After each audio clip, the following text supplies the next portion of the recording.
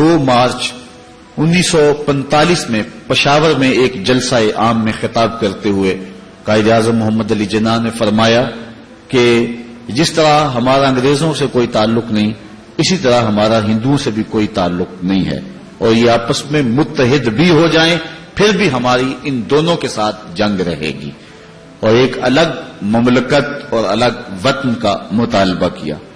منبر و محراب پر ایک بھونچال آ گیا، قائد اعظم کو کافر اعظم کہا گیا۔ بالکل آپ کے قرب میں پسرور میں ایک جلسہ ہوا، وہاں کہا گیا کہ پاکستان کیا پاکستان کی پے بھی نہیں بنے گی، بلکہ قائد اعظم کا نام چونکہ محمد علی ہے، ان کی بہن کا نام فاطمہ ہے، تو کہا گیا کہ یہ شیعہ ہے۔ تو قائد اعظم محمد علی جناح کو کسی نے کہا کہ وہ کہتے ہیں کہ یہ شیعہ ہے، تو قائد اعظم نے مسکراتے ہوئے کہا چلو گاندھی کو ووٹ دے دے، وہ تو سنی ہے۔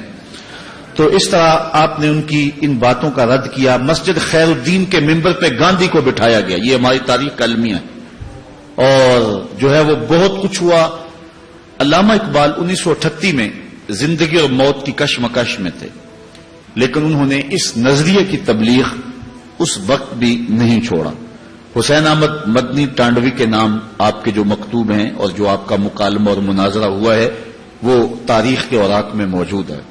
جب اس نے یہ فتویٰ دیا کہ ملتیں اوطان سے بنتی ہیں، وطن خمیر ہے قومیت کی، جو جواب دیا تھا وہ کلیات اقبال میں موجود ہے۔ سرود بر سر منبر کے ملت از وطن است، چے بے خبر ز مقام محمد عربیست، بمصطفیٰ برساں خیشرا کے دیں ہما اوست، اگر باؤ نہ رسیدی تمام بولہ بیست۔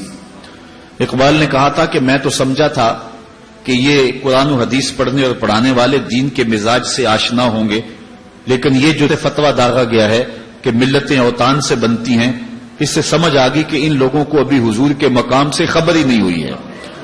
اور پھر اقبال نے جو دلیل دی دیکھیے کتنی خوبصورت ہے۔ اقبال کہتا ہے اگر ملتیں اوطان سے بنتی ہوتی، وطن کی مٹی سے ملتیں مارز وجود میں آتی ہوتی، تو اقبال کہتا ہے کہ پھر ابو لہب سے کیا اختلاف تھا، وہ تو رشتے میں سکا چچا لگتا تھا، وطن بھی وہی تھا، دیش بھی وہی تھا، مٹی بھی وہی تھی، آب و ہوا بھی وہی تھی، ابو جہل سے کیا اختلاف تھا۔ لیکن کہا گیا لکم دینکم ولی دین، تمہارا دین تمہارے لیے، میرا دین میرے لیے۔ تو یہ دو قومیتیں جو الگ الگ جو ہے وہ مرز وجود میں آئیں، یہ وطن کی بنیاد پر نہیں آئی تھی، یہ دین اور اعتقاد کی بنیاد پر مرز وجود میں آئی۔ ایک طرف سکا چچا ہے، اس کو کہا تیرا میرے سے کوئی تعلق نہیں، اور دوسری طرف فارس سے آیا سلمان فارسی، سینے سے لگایا، کہا سلمان و منا اہل البیت، لوگوں سن لو سلمان میرے اہل بیت سے ہے۔ اس کا نسب اور تھا، اس کا رنگ اور تھا۔ بمبئی میں قائد اعظم خطاب کر رہے تھے، ایک ہندو صحافی اٹھ کے کھڑا ہو گیا، اس نے کہا آپ دو قومی نظریے کی بات کرتے ہیں، ہندوستان کو تقسیم کر رہے ہیں، ہمارے ابا و اجداد ایک تھے، بعد میں کچھ لوگ آئے عرب سے، انہوں نے ان کے نظریات بدل دیے، وہ مسلمان ہو گئے، لیکن ہمارے باپ دادا پر دادا تو ایک ہی ہیں، لہذا آپ ہم کو تقسیم کر رہے ہیں، خون تقسیم کر رہے ہیں، وطن تقسیم کر رہے ہیں، مٹی تقسیم کر رہے ہیں۔ اس نے بڑے زوردار لہجے میں قائد اعظم سے گفتگو کی۔ اللہ تعالیٰ نے شخص کو بڑی بصیرتیں عطا فرمائی تھی، اور اللہ تعالیٰ جل شانہ نے پھر ان کے ذریعے یہ ایک بہت بڑا کام لیا۔ لوگ کہتے تھے دیوانے کا خواب ہے، ہو ہی نہیں سکے گا، لیکن پھر اللہ تعالیٰ نے کر کے دکھایا۔ تو قائد اعظم نے خاموشی اختیار کی، کوئی جواب نہیں دیا اس کا۔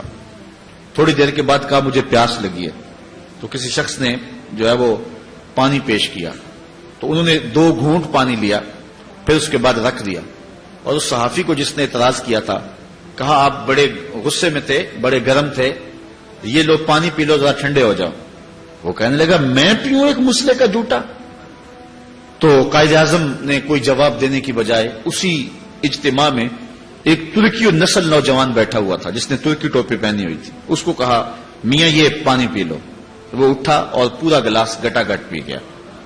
اب دوبارہ قائد اعظم اس ہندو صحافی کی طرف متوجہ ہوئے اور فرمایا کہ تو کہتا ہے کہ ہم ایک قوم ہیں، مجھے بتا کہ میں اگر اکٹھے زندگی گزارنا چاہوں، میری زندگی تیرے ساتھ گزرے گی یا اس کے ساتھ گزرے گی؟ تو وہ خاموش ہو گیا۔ فرمایا اس کا میرا نسبی تعلق کوئی نہیں، خاندانی تعلق کوئی نہیں، میرا اس کا وطن کا ربط و رشتہ کوئی نہیں، لیکن اسلام کی بنیاد پر یہ میرے ساتھ اکٹھا زندگی گزار سکتا ہے، اور تم میرے ہم وطن ہو، ہم ملک ہو، ہم زبان ہو، لیکن تمہارے ساتھ میری زندگی نہیں گزر سکتی۔ اس لیے دو قومی نظریے پر انہوں نے یہ ایک عملی دلیل فراہم کر کے اس بات کو اجاگر کیا۔